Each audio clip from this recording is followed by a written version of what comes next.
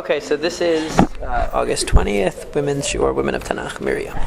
Okay, this is the fifth Women of Tanakh Shiur that we've done. We went a little bit out of order to accommodate some scheduling issues, and now we're coming back to the order of Tanakh, so we're coming back to Miriam. Miriam is really one of the women that you will learn about in Tanakh who is unique. She's in the category with maybe one or two other female characters in the Tanakh who are unique because they're not known for being the mother of somebody. If you think about all of the ladies that we've studied so far, they're all famous. They're all wonderful, amazing people in their own right, but they're also known for being the mothers of somebody. In other words, motherhood is the theme in their life. Sarah is the mother of Yitzchak. Rivka is the mother of Yaakov and Esav. Rachel and Leah are the mothers of the 12 tribes. So these women are all identified by their motherhood, and they all struggle, or many of them struggle with fertility. Hannah is also the mother of Shemuel, who struggles with having children in the beginning until she's finally blessed with a child that's Shemuel. And the whole story revolves around, more or less, their struggle or their prayer or their hope to have a child.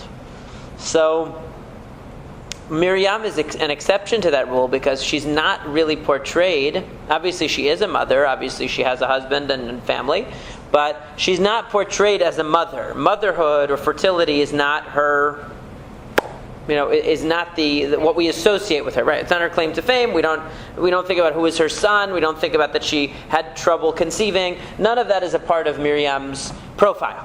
Okay? So Miriam is a different type of character. She's more of a national character than these other characters. She's not identified or presented as a mother of a child, but she's instead like a leader of the Jewish people, really presented like a leader of the Jewish people, together with her two brothers who join her as part of the dream team of leading the Jewish people. So that's what we're going to see. Now Miriam actually is older than Moshe, we know.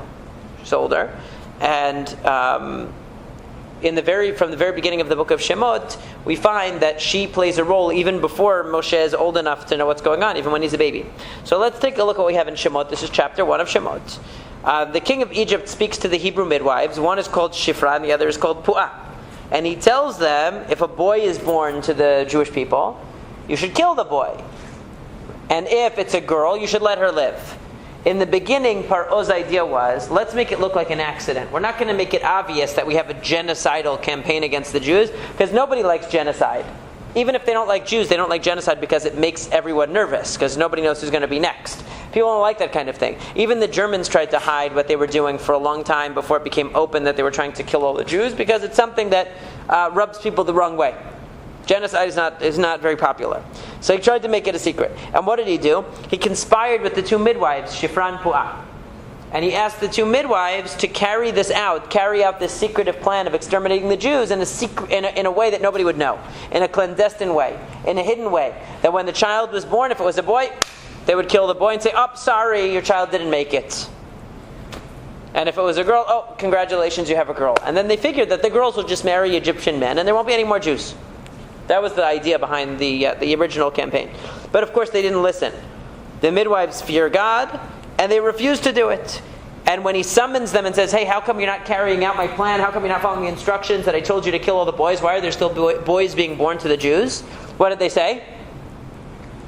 "We try, but the only problem is they're so the Hebrew women are so strong, and they're so capable that by the time we get there, they've already given birth. It's too late. They're too expert at mothering, at birthing. They don't need our help. So by the time we arrive on the scene, the baby's already out." Now obviously that isn't true, but that's what they claimed. And so then Paro says, "Forget it, this is not going to work." He tells everybody, just throw all the babies into the ocean. Right? Into the river, I should say. Now, why am I mentioning the midwives? Because according to the Midrash, one of the midwives was Miriam and one was Yocheved. And Rashi says, Pu'ah, this was Miriam, called Pu'ah because she cried and talked and cooed to the newborn infant in the manner of women who soothe the crying infant. And Rashi explains that she played with the infant to soothe and amuse him. So there are different ways that you take care of a child. One of them is obviously physical needs that the child has. You feed the child, you change the diapers of the child, you clean the child. The other type of attending to the child is the emotional life of the child. You play with the child, you talk to the child, you interact with the child. Even a little baby likes people to smile at it and dote over it and all that. It doesn't necessarily mean that that it fully understands everything you're saying. You could be saying anything to a newborn. They have no idea what words you're speaking. But the fact that it's getting positive attention. And then how do babies learn how to smile? You know how babies learn how to smile? Do you know how?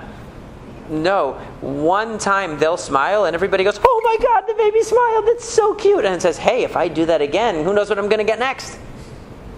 So they get reinforced for that smile because everybody just goes crazy when they see them smile. So once they figure out how to control that response, that curving upward of the lips or whatever it is, they keep doing it because it elicits so much positive response. That's it. It's like it's classical conditioning. That's you're rewarding them for their behavior, and they keep doing it.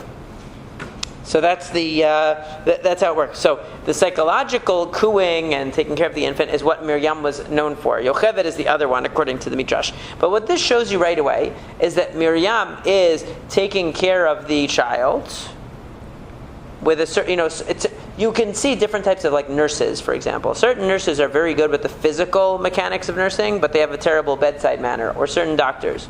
And others might be really friendly and good with the bedside manner stuff and interact with you really nicely, but they have to stick your arm 15 times to find a vein, to be able to take blood or something like that. They don't know what they're doing. So there are different kinds of nurses and doctors. And so Miriam is the type that is really good with the bedside manner. She's really good with the interactive part. She's really good with the speaking and the communicating, the connecting. That's her area of strength. It says that Yocheved was one that took care of the physical needs of the baby more. But both of these things are necessary. Now this is important only because it says something about the nature of the person. If they're able, there are certain people who they don't like interacting with kids that much. They're different. Everyone is different. Some people really enjoy interacting with kids, talking to them, joking around with them, playing around with them. And others, they'll take care of, they'll serve the child food and they'll make sure that they're taken care of practically, but they're not so engaged with the child psychologically or intellectually or emotionally. So what it's saying about Miriam is she's really engaged with the children emotionally.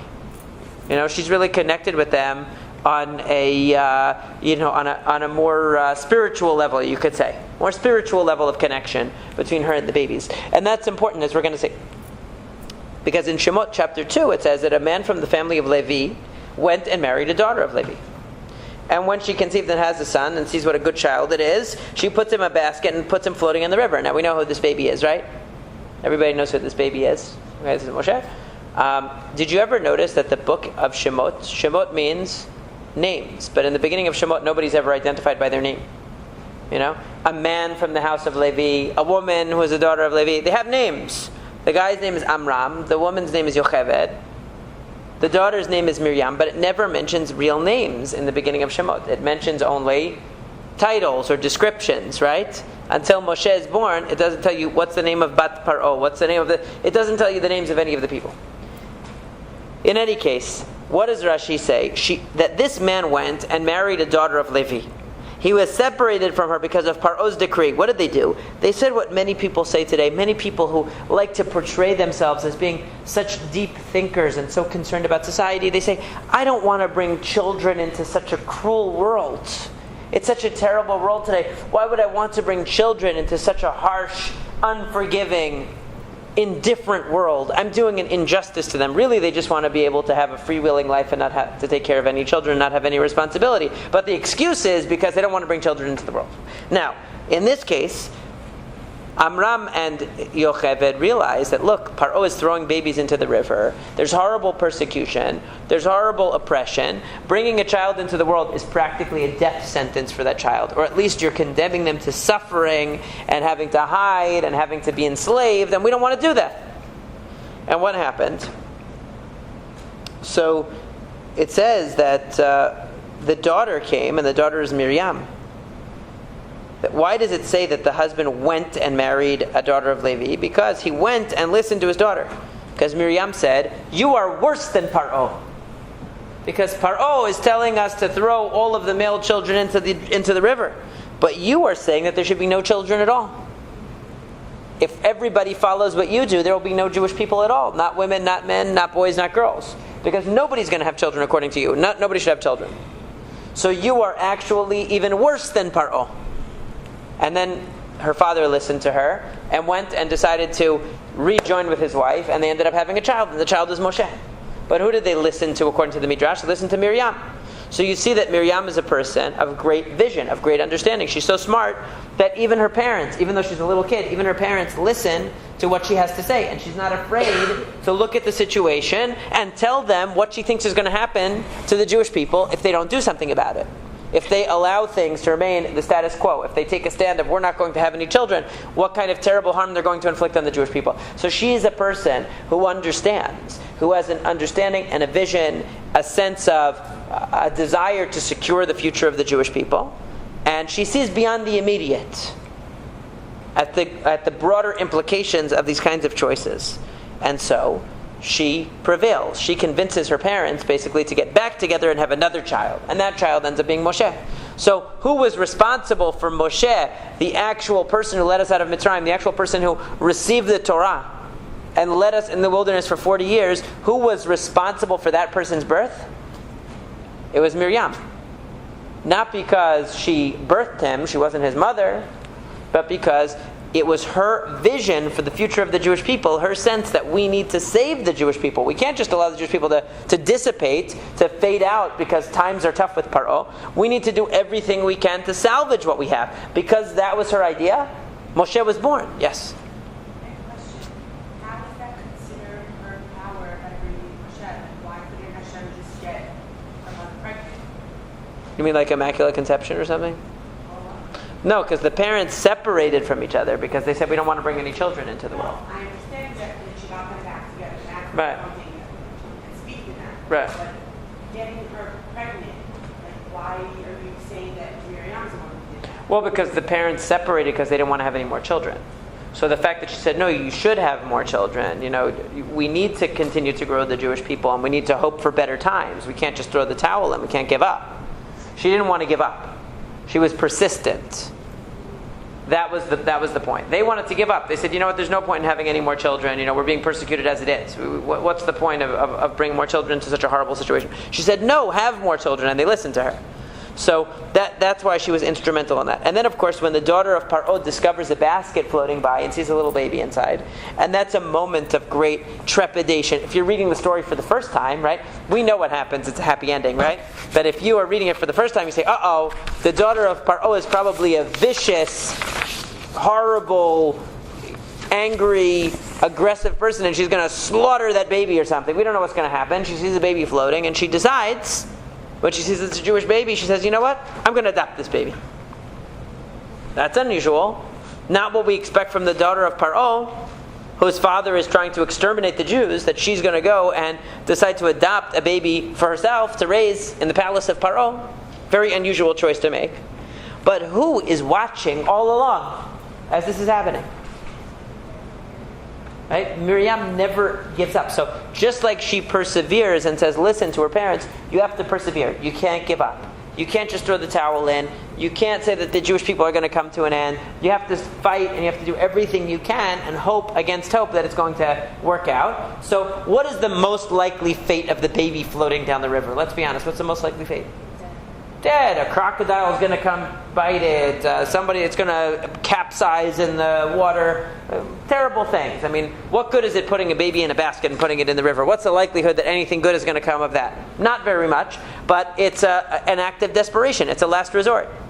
Better than just allowing the child to be killed. Better than just not having the child. So they put it in a basket and they hope for the best. But what does Miriam do? She supervises it. She says, I'm not going to let it go. I'm going to stand and I'm going to watch and I'm going to be vigilant and I'm going to see if there's anything I can do to make this work out for the best.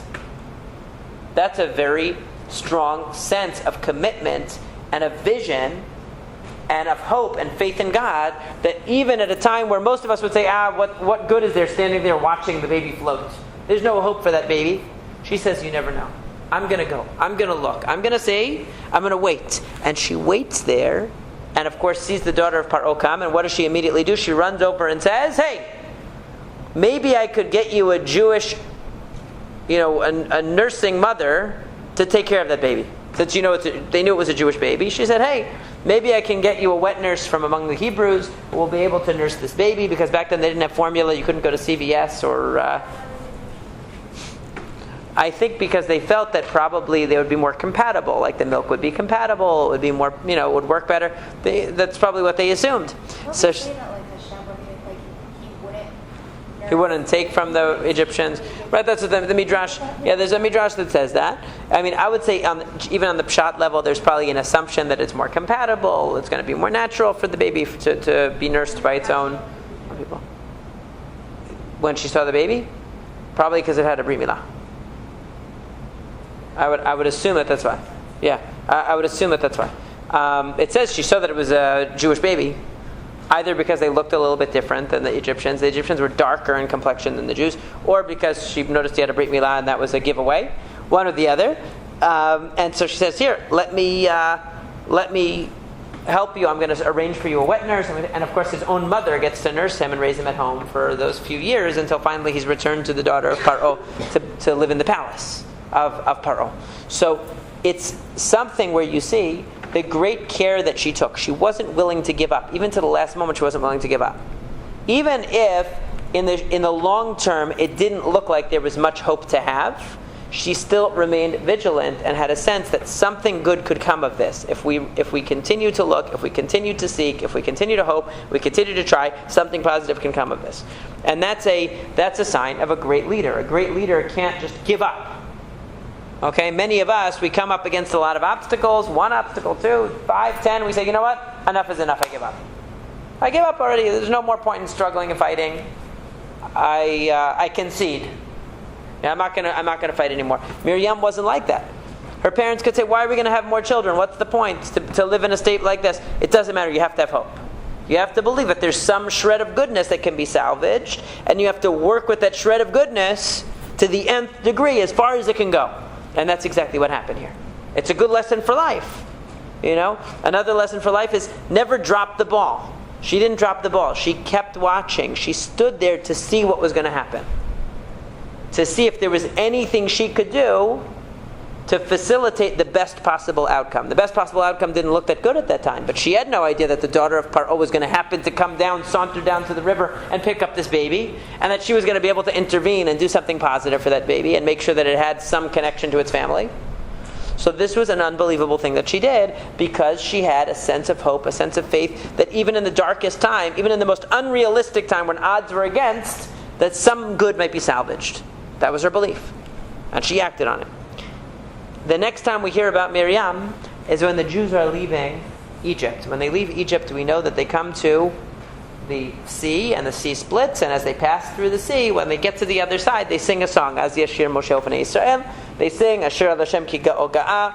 They sing the song at the sea, which is very, very famous, and it's in the Tefillah every day. It's in the Siddur to be read every day. And on Shabbat Shirah, we read it in the Torah, of course, and on the 7th day of Pesach, we read it in the Torah. It's a beautiful song. This song is first sung by the entire Jewish people, and then it says that Miriam, Vatan Miriam Nivia, Achot Aharon, that it says that Miriam, it should say the prophetess, not the prophet, right? Vatikach Miriam Nivia, Achot Aharon et Atov biyada, that she took a drum or some instrument in her hand. That's what it would be in Hebrew if you had the Hebrew in front of you. I'm just giving you what I remember to be the pasuk. I hope I don't make a mistake. But they followed after her with the instruments. And Vatan lehem Miriam said for them, Shiru Lashem ki ga'o ga'a, sus v'rochavo ramavayam. So she basically said the same lines, more or less, as Moshe Rabbeinu said to the men. Moshe Rabbeinu is leading the men's choir, and Miriam is leading the women's choir. What does Rashi say? Moses said the song to the men, and they answered after him. Miriam said the song to the women, and they repeated it. So really, according to this, Miriam said the entire song. In other words, the same song that Moshe said to the men, Miriam says to the women.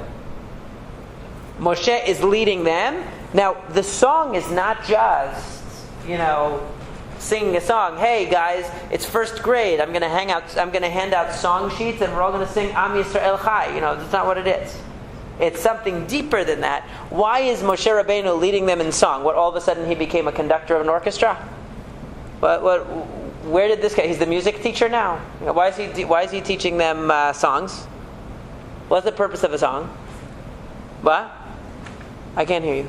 Simcha, joy. We also saw Chana also had Tfilat Chana after she had her salvation. She was happy. There's a thanks to it. There's also a bit, whenever there's a song in the Tanakh or anywhere in the Torah, it always means this is a moment of reflection. Something big happens. We need to look back now and see how all this fit together. What does this mean? Like it's a moment where you have speech without action for a while, right? There's just talking. They're singing about, look at the significance of this. Even though they enslaved us, they oppressed us, they were more powerful than us, we prevailed over them, and everyone is now going to be in awe of Hashem, and we are going to go to His holy mountain and make a mikdash, a sanctuary to His name, and we're going to come to the land of Israel, and Hashem is going to rule forever, and this just shows that God is the true king.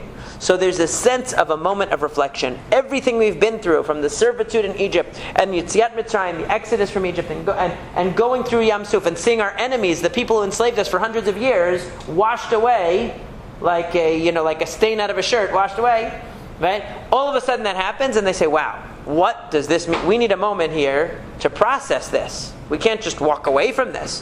What does this all mean? This shows you that the ultimate king is Hashem. That no matter how powerful they thought they were, no matter what their schemes were, no matter what their plans were, their plans fell, they were wiped away. We are heading to the land of Israel, the promised land. We are going to make a mikdash, a sanctuary to God, a bet HaMikdash. We're going to settle in our own land, and we are going to proclaim Hashem is the true king. So singing it is a way of taking ideas and taking a vision, a vision of how everything, in other words, describing what happens is not as powerful. Describing what happens is very intellectual, it's very detached. But if you want the people to be passionate about what happens, so then you present it to them in the form of a song. Think about when somebody sings Hatikva. Right? When you sing Hatikva, I could tell you, the history of Israel, the Jews, they didn't have a land for about 1900 years, and then they fought a war and they got the land. Oh, that's very nice. But if you sing Hatikva, there's an emotion associated with it, and you feel that emotion if you understand what you're saying, right? Wow, for thousands of years we were yearning for this land, and now we have it, and the hope is not over that it's going to become what it's meant to be. Like, there's an emotion behind it. When people sing even the national anthem of America, if they think about what it means, the land of the free and the home of the brave, all of that sense of gratitude for what we have, it's more powerful than I could describe to you. Many thousands of people gave their lives so that we could have freedom in this country, and blah blah blah blah blah. It's very nice, but when you think about it in a more majestic way, in a more poetic way, it stirs the emotion. You really connect to it, and that's what Moshe Rabbeinu is doing. He's singing them a song so that they will absorb the full significance and impact of what they've seen. Not just what they've seen in the last second, but the whole experience of being in Egypt and coming out, and what it means for them, and be inspired for their future. So what do you see? Moshe is doing it, and then Miriam is doing it. And according to Rashi, it's not just that Miriam said the first line, like what's written in the Torah, but the Torah doesn't want to write the entire song twice. So it just says that after, Moshe taught the men, and Miriam teaches the women. So you all of a sudden you see something very important here, which is that Moshe and Miriam are co-teachers, is what they call it, right? If you're they have co-teachers. That's where you have two different teachers that they are each responsible for the class. And in this case, you have Moshe, who's responsible for teaching the men. Miriam is responsible for teaching the women. There's no sense that Miriam is less than Moshe, actually. There's a sense that Moshe and Miriam both have the task of educating the Jewish people towards an understanding of Hashem. That's a huge task. You don't get a greater mission than that. Moshe Rabbeinu obviously is the person that we think of as the most important person in all of history for the Jewish people, and Miriam is the most important woman by that account. She is the greatest teacher of the Jewish people as a nation that we ever had.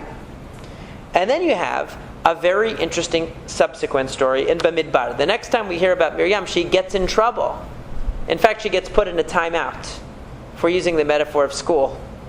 Okay, what happens to Miriam? She starts talking about Moshe to Aharon, her brother. Now, what could be more innocuous What could be more forgivable than a sister and a brother saying a little bit of innocent lashon hara about their other brother, about their younger brother? And they don't mean any harm by it. They're just wondering, why is it that Moshe is separated from his wife, right? We know that Moshe stopped living with his wife at a certain point because he had to remain totally kadosh, totally focused on Hashem all the time. He didn't have a normal marital life, and his wife complained to Miriam, are all prophets like this, that they leave their wives? It's we have a terrible we have a terrible marriage because we don't have any connection. And Miriam didn't know that because she had no idea that Moshe was not involved with his wife, had separated from her. So she starts saying to Aharon, hey, is it like Hashem only speaks to Moshe? Aren't we also prophets? What are we, chopped liver here? That Moshe has to separate. Moshe thinks he's so holy, that he can't interact with his wife and have a normal marriage. Well, what? He thinks he's holier than us? Aren't we prophets also? Now remember, this is Miriam, as the Rambam says. This is Miriam, who obviously loves her brother, who saved her brother's life. Essentially was responsible for her brother being conceived, and then watched as he went down the river to see if there was what she could do to save his life or to intervene on his behalf. This is somebody who obviously cares about him, obviously loves him, obviously respects him and everything. And yet, she said this lashon hara about Moshe, and she gets in big trouble. Hashem comes to Ohel Moed and says, listen, you guys might be prophets, and that's what that next paragraph is. You guys might be prophets, but no prophet is equal to Moshe. Moshe's prophecy is on a higher level than any other prophet. So even though you guys are great, even though you guys are Nevi'im, you can't criticize Moshe and put yourself on the same level as him. Because once you start putting other prophets on the same level as Moshe, what will happen is another prophet will come and say, hey, I have a new book, it's called the Quran, and it's equal or to or better than what Moshe wrote, because I'm a better Navi than Moshe. Or somebody will come and say, I have the New Testament, and it's equal to or better than what Moshe wrote. So no, Moshe's prophecy is unique and not repeatable. There's never going to be a prophet like Moshe, and the Torah is unique. And then Miriam gets tzara'at, right? She gets leprosy for saying lashon hara. Now, you notice that Aaron doesn't get leprosy, only Miriam does. Aaron doesn't. Right? And Aharon turns to Moshe and says, please, have some mercy on her and fix this. Don't let her be like a body that's half eaten away. You got to save her. And Moshe prays to Hashem, Elna Rafanala. And Hashem says, listen, since she's if her father had spit in her face, wouldn't she hide in shame for 7 days? So let her be shut out of the camp for 7 days and not be brought back in. So she gets shut out of the camp for 7 days. In other words, she has a timeout, 7 days quarantine, until the tzara'at goes away, and then she can come back. So she gets in big trouble for questioning the Nevu'ah of Moshe. But what it shows you, now there's just two things here, two important points here to note. One is that Miriam was such a great person. In other words, she was such a great Nevi'ah that she thought to equate herself to Moshe says a lot about her.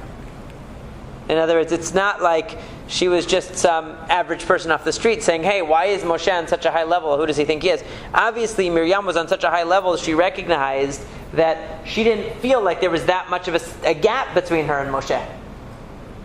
That wasn't because she had such a big ego. She really didn't know what the difference was. She really saw herself as basically on an even playing field with Moshe and must have been treated accordingly. He must have treated her with such respect that she felt that she was on the same level as him. That's one thing you see. But she also stayed outside the camp, and the camp didn't move until she came back in. And what does Rashi say the reason is for that? Because this honor was accorded to her, and this is on the third page, by the omnipresent. I like that. That's the word for Hashem. Because of the time she remained with Moshe when he was cast into the river. Just like she stayed and waited for him to see what would happen, the Jews stay and wait for her. So there is a great, even in this punishment, so to speak. In other words, why is this punishment important? It's important because why does only Miriam get punished? Because she initiated it, right? She initiated it. If you look at the Hebrew, it's vatidaber Miriam v'Aharon. Vatidaber is the feminine. She was the one who initiated the conversation. Aharon listened and said, that's a good point. But he didn't initiate it. So he wasn't held responsible for it. But the key thing is that she's still accorded great kavod and respect even when she's isolated in this way. The point of the isolation is to drive home the idea that not to underestimate the significance of Moshe Rabbeinu's prophecy, because once we do that, if we do that, we undermine the Torah. We undermine the eternity of the Torah, because we say that, well, maybe another prophet could equal Moshe, maybe another prophet could be better than Moshe. So we don't want to have that idea. And what had happened in Parashat Ba'alotecha, which is the parasha that this is found, is that the 70 people came together and all had prophecy. And 2 people who were not authorized, named Eldad and Medad, had prophecy outside the camp. And Yehoshua was very distressed about this and said, you better arrest those guys. You can't just have people having prophecy whenever they want. They're going to challenge your authority. And Moshe said, no, don't be jealous for me. I wish everybody were a Navi. I wish everybody were a prophet. I don't want a monopoly on prophecy. I want everybody to be able to relate to Hashem at that level. That would be the best. So Moshe Rabbeinu is a democratic type of guy. He wants everyone to be able to achieve his level. He's not somebody like some other religions that says, that the key to being a great person is subordinate yourself to me, So you have to submit to me, to my will. I'm the only way to God, only through me. No, Moshe said, I wish everybody would be a Navi. That's the greatness of Moshe. So what happens? That kind of opens the door to Miriam and Aharon saying, hey, wait a second. We are Nevi'im here, so why is he better than us then?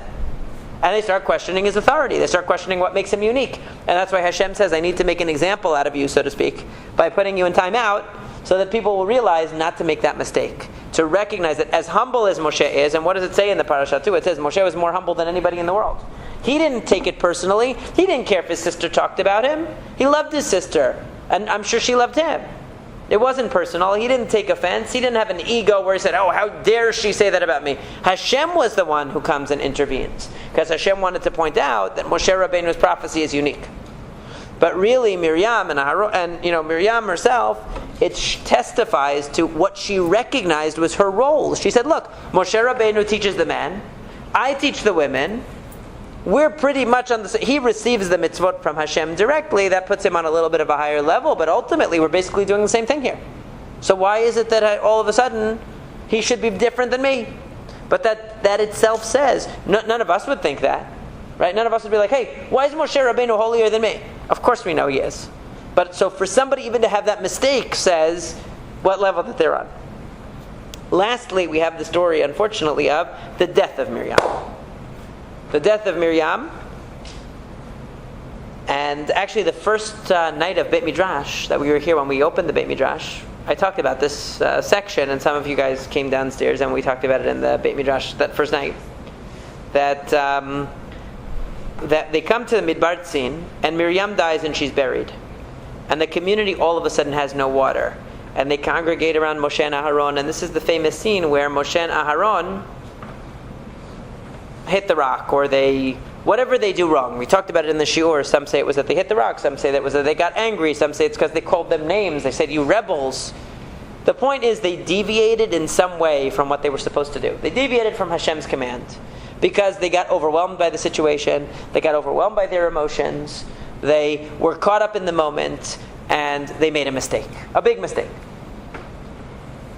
But what's fascinating about the story, and I pointed it out that night also, is that it takes place, the opening line of the story is the death of Miriam. It's not a separate section and then a new chapter about hitting the rock. The death of Miriam is the first line of the story about hitting the rock. So that tells you one of a number of things. One thing it tells you is that perhaps because they were so distraught over the death of their sister, losing their sister, they didn't handle the situation so well. When a person is dealing with problems in their life, it might take much less to set them off than it would take when things are going well in their life, right? Isn't that true for everybody? When there's a lot of stress in your life, or somebody just made you very upset or you're very hurt, and then someone else says boo to you, you could fly off the handle, you don't know what, because it has nothing to do with that person, right? It doesn't have anything to do with that. But you are already so charged with emotion. And so imagine, Moshe and Aharon, they lost their beloved sister. My kids, I mentioned also in the parasha, when we did it that time, that my kids had like a parasha book, that has these cute pictures and whatever. And so it showed the story with the rock, that Moshe and Aharon are sitting on low chairs. Right? When the people come to complain about water and say, why'd you bring us here? They're sitting on low chairs. In other words, they were sitting Shiva for their sister. Before I saw that picture, it never really dawned on me that they were probably going through a difficult emotional time personally when that happened. They were sitting on these low chairs. That might be what we call an anachronism. That's the way that people sit Shiva today. Maybe they didn't exactly do that. I don't know, but the idea that they were in the middle of mourning for their sister, and what did the people do? Instead of being menachem avel and coming and supporting them, what do? They start yelling at them and complaining that they don't have any water. And meanwhile, they're trying to deal with the loss of their sister, who was part of their team. So part of it might be saying something about Moshe and Aharon, that they were under a tremendous amount of emotional stress. Another thing it might be saying is, had she been there, maybe it wasn't their stress over the loss of Miriam only, but when she was there, they were better able to handle things. She somehow was the person who kept it together for them. And once she was gone, the very next conflict that erupts, when Miriam is gone, they're not able to handle it anymore. It's almost like sometimes you see, lahavdil, obviously Miriam wasn't their wife, she was their sister, but sometimes you see that men, when their wives pass away, they don't last very long after that, unfortunately. A lot of times that happens. It doesn't always happen. Sometimes men outlive their wives by a long time, but sometimes you'll see older couples, the wife will pass away and the husband will pass away 6 months, a year later, because they don't know how to deal with the challenges of life alone. They can't do it. And in a way, Aharon and Moshe, they've been leading the Jewish people as a team of 3, with their sister there. And their sister might have been, we don't know what their interpersonal relationship was, but obviously was someone who really held them together, united them, and enabled them to function. And now they had this trying experience with the Jews. She's not there anymore, and they failed the test. They're not able to do it. So that's part of it as well, that she was indispensable. So part of it was that they were under stress, but part of it was that she was indispensable to their ability to handle the challenging experiences with the Jews. They couldn't do it alone without her feminine input. Whatever exactly it was that she added to the mix was gone. And the third idea, and I think this is the most powerful of all, is as soon as Miriam is gone, Moshe and Aharon can't go into the land of Israel either. In other words, in the same paragraph that Miriam dies, they make the sin at the rock, whatever the sin is, whichever one of the commentaries you want to take. They make a sin, they commit the sin that condemns them to die in the desert as well. So it's so interesting. So the 3 siblings, their death is basically all talked about in the same paragraph. Moshe and Aharon last to the end of the year, they last several months more than Miriam lasted. But the point is that their deaths are all described in the same paragraph. There's no breaks in the paragraph. So it's as if to say, once one of them isn't going in, none of them are going in. In other words, they came as a team, they leave as a team. If they're inseparable from one another as leaders of the Jewish people. And that's something that Miriam obviously wasn't just a secondary character, but really played a fundamental role. Once she's gone, the whole team falls apart. Is there a reason why Miriam wasn't allowed into Israel? It never tells us that. I always wondered. Or is it backwards? Maybe it's because the emotion was going to do a sin that he wasn't allowed into Israel. Miriam passed away, so she maybe didn't do anything wrong, but it's kind of the same idea. Right. It never says that she did anything wrong. So I've always wondered that too, and what you just said was one of the thoughts that but otherwise it never says you did something wrong, you won't be able to go in. So what you just said is one of the things I had thought of, sort of off the top of my head too, as a possibility, that maybe since it was known before Hashem that the other 2 were going to not make it in, so the things all came up, in succession like that Hashem. But really she wasn't guilty of anything. It never says that she was guilty of anything that she deserved not to go in. It's a great question. It's a question I've never heard a satisfactory answer for. Why couldn't she go in? I mean, if they had already done the sin and then she couldn't go in, then we could because Hashem said, well, you're one team. I would understand. Hashem didn't want her to see her brother sinning. Or it seems like in the end, it's always hard to deal with these things of Hashem's foreknowledge and sins and mistakes. The way that it ends up playing out, either way, whether this was the intention or not, is it becomes a nisayon for them. In other words, her death and what it leaves in its wake is what becomes the challenge and the test for them if they fail. So that challenge and test maybe in some way had to happen for the ending to come, the ending that was supposed to happen. But, it's hard to say because we're not in Hashem's position to say that. It's very hard to analyze when it's like what caused... Counterfactual. Yeah. Counterfactual reasoning is hard. What was the alternative? Was there an alternative? One day maybe we'll understand it, but I've never heard a good reason for Miriam. Well, I think that's great that she passed away before their sin. She didn't have to witness it. She didn't have to witness their brother's downfall. Right. She didn't have to see the sad ending. Yeah, it is true. It's somewhat of a consolation.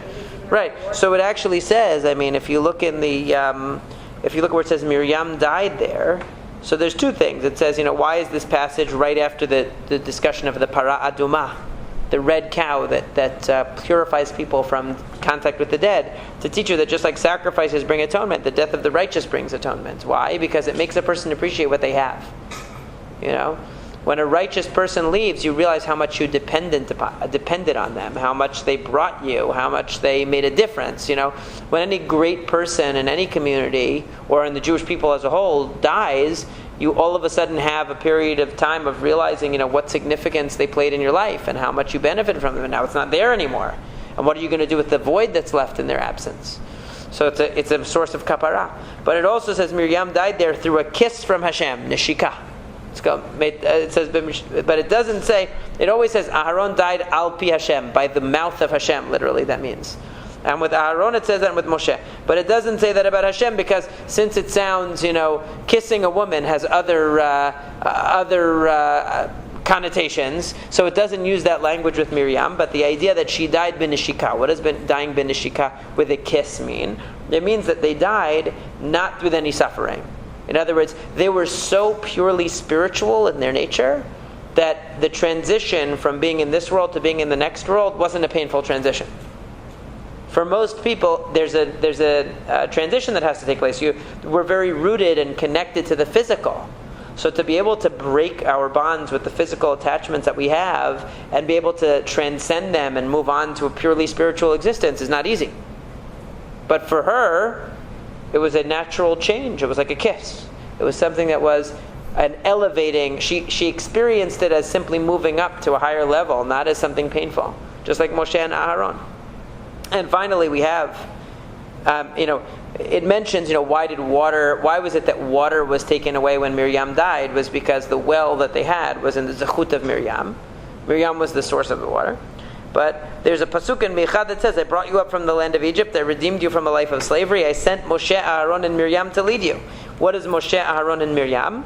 Yonatan paraphrases, Moshe to teach the transmission of the Torah, Aharon to atone for the people, and Miriam to instruct the women. So you see that, I'm almost done. Can you get a census of when school starts? If tonight is a good time? Okay, yeah. So the idea of this pasuk is showing you again that these three, even in the Navi of Micha, these three individuals, Moshe, Aharon, and Miriam, formed a team. From the beginning, it was intended that Moshe would teach the laws, Aharon would be the Kohen, who led the religious service, basically, for kapara, and Miriam would teach the women. So you can't have a nation without these three components. You can't have leadership of the nation without these three components. And so that's why the absence of Miriam, in a way, is the most significant absence, because when she passes away, nobody fills her shoes. When Aharon dies, there's a Kohen that takes over after him, his son. When Moshe dies, Yehoshua takes over after him. But nobody easily replaces Miriam. She's actually the most irreplaceable. Nobody steps up and becomes the next teacher of the women. So there's really, of all the voids that are left when those three leaders pass away, the biggest void that's left is the void of Miriam. There's nobody who steps up easily to fill it. The next great teacher of the Jewish people who's a woman is Dvorah, who hopefully we can study about in the future. But the reason why I wanted to, why I think Miriam to me is such an amazing person is she's almost like the female version of Moshe Rabbeinu. In many ways, it's shown that she's like the female version of Moshe Rabbeinu. She's responsible for Moshe Rabbeinu's rise up to stardom. She is the one who matches Moshe Rabbeinu when he sings the song, she sings the song. She's the one teaching the women, he's the one teaching the men. She goes so far as to think she's on the same level as Moshe Rabbeinu, and that's why she even criticizes him, which shows you what a level she was on. And when she dies, Moshe and Aharon are no longer able, they're so dependent on her guidance and support that they're no longer able to effectively lead Am Yisrael without her involvement. So it just shows you that she is essentially the counterpart to Moshe Rabbeinu, not a secondary figure, but really a fundamental figure in leadership of the Jewish people during the time of the wilderness, and we shouldn't see her as anything less than that, having that great importance. And it all goes back, I just want to tie it back, to the fact that she's connected by the Midrash to Pu'ah, to the one that spoke to the children. Remember, she was the nurse of the two nurses, of the two midwives. She was the one that took care of the intellectual, we said the spiritual needs of the child. She talked to the child, she cooed to the child, she played with the child. That meant that even at the youngest age, she connected with people through speech, through her teaching, through spirituality. So she was really not a mother, like, although the other imahot also had their spiritual lessons that they teach us as well, and Hannah certainly does. But not through motherhood, but actually through teaching and through spirituality and what she was able to convey to people. That was how she led. And that's unique among female characters in the Torah, but gives you an appreciation for the great significance that Miriam had. And that's why we're so fortunate that our Miriam also organizes our shiurim. She's just like the biblical Miriam. We're very fortunate.